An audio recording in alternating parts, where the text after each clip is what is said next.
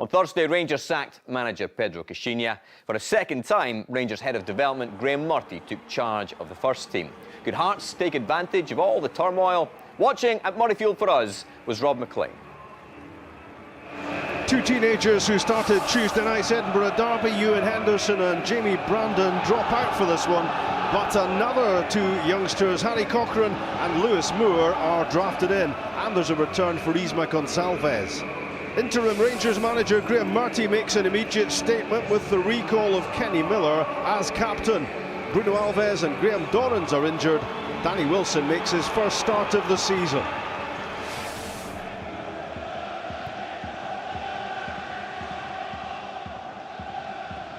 Tavernier with a clever ball for Kenny Miller. He's onside. Good goalkeeping, John McLaughlin. Smartly off his line, the Hearts keeper, sensing the danger. Well-timed run from Miller. He may have been marginally offside, but the flag stayed down. Kenny Miller's pass. This is Jason Holt. Right the way into the penalty box he went without a challenge. And Hearts happy that in the end this effort from their former player went straight at goalkeeper John McLaughlin. Gonçalves having his shirt pulled by Ross McCrory. Not too much doubt about that one. Set piece chance here for Hearts. Can Lafferty find something here? It's a good hit, it's a great hit. It's a brilliant strike from Kyle Lafferty against his old team. 9th goal of the season for the Northern Irishman. Well, the game was crying out for quality, and there it is. A sweet strike. 1-0 Hearts.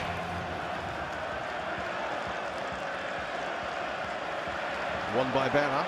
Played up for Gonçalves. Took that in well and rolls it through for Callaghan. Chance for Hearts to make it too. And that's a really good save by Wes Foderingham. Great work from Gonçalves. Through went Callaghan. Good stop. Could have been a quick-fire double for Hearts had it not been for a sharp bit of goalkeeping. If he's deep in thought, you can understand it. Dave King, the Rangers chairman. Suter with a clever free kick, and the flag stayed down.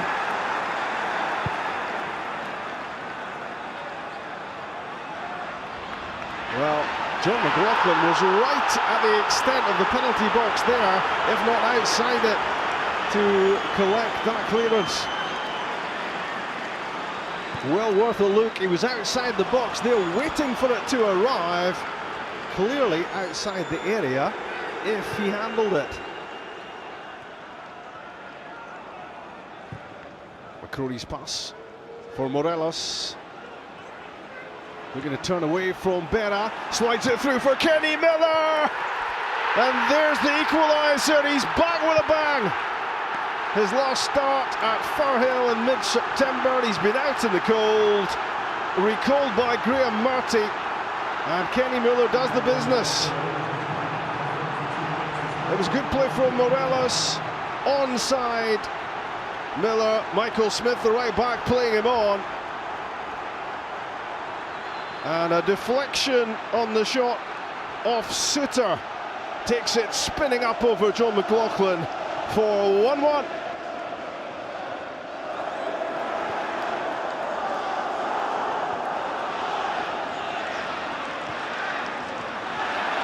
Harry Cochrane on his left foot, good hit from the 16-year-old. And this needed saving.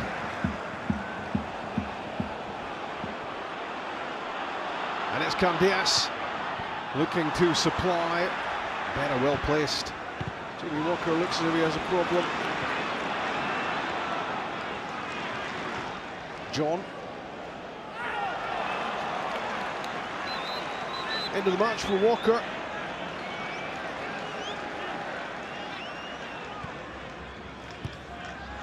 Jonathan Johansson in consultation there with Graeme Murty. Oh, it's a great ball in, and it's Kenny Miller again.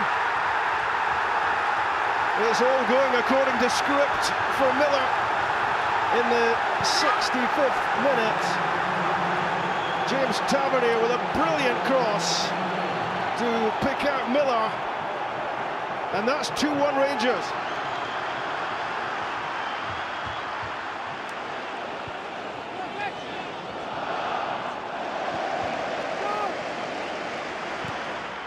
Kenny Miller's pass, perfection for Windass. Josh Windass makes it 3-1.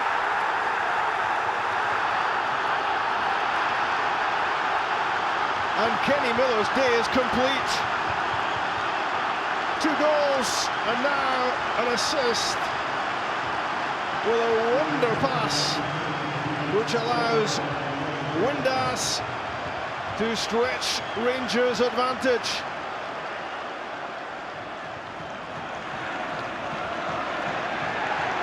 There goes Miller again, irrepressible and loving being back in the limelight. And he's on a hat-trick. Tavernier's cut back. And there was an opportunity, although a difficult one. It was Windass again. And Hearts look thin at the back here.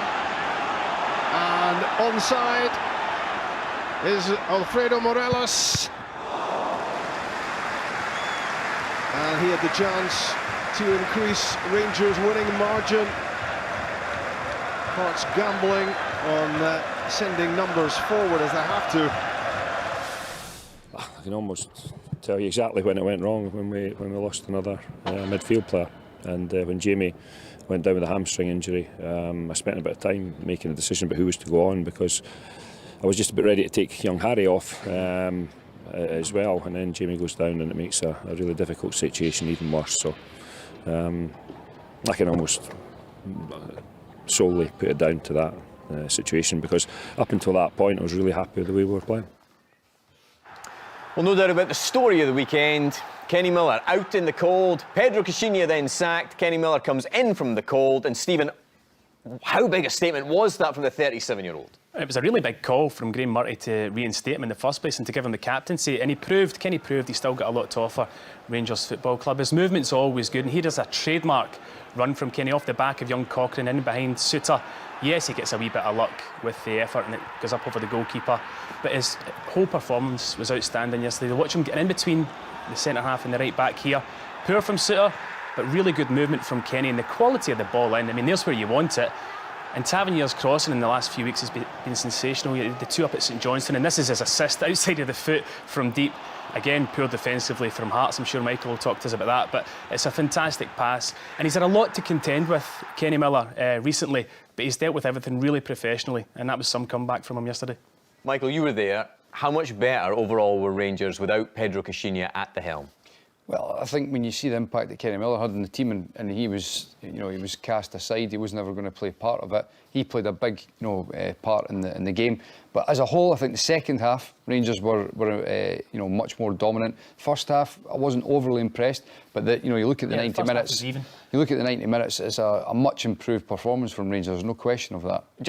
We'll talk more about the Rangers managerial situation later in the programme as well. But Graeme Murty, there were chants from the Rangers fans about Graeme Murty. Let's clear this up. He doesn't have a chance of getting the manager's job on a full-time basis, does he? Well, I wouldn't have thought so. But no. By winning games like that and in the fashion he did, he would do his chances no harm if he was wanting to get the job.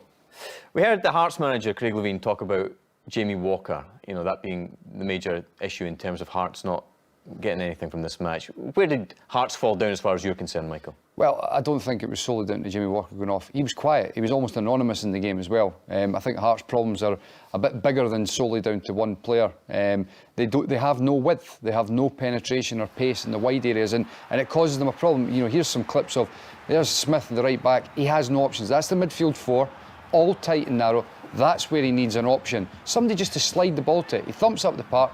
Look at the gap between the centre forwards. Even if Lafferty gets that ball, he's going to do nothing with it. Again, young Cochrane in possession. He needs an option out wide. Simple pass. Again, he has to cut inside, and he tries to thread a ball through the eye of a needle. It gets cut out. And Hearts did this all throughout the game. No options. Look at that one again. The midfield 4, tight, narrow. They need width. Now, Jamie Walker, going off is a negative to the team.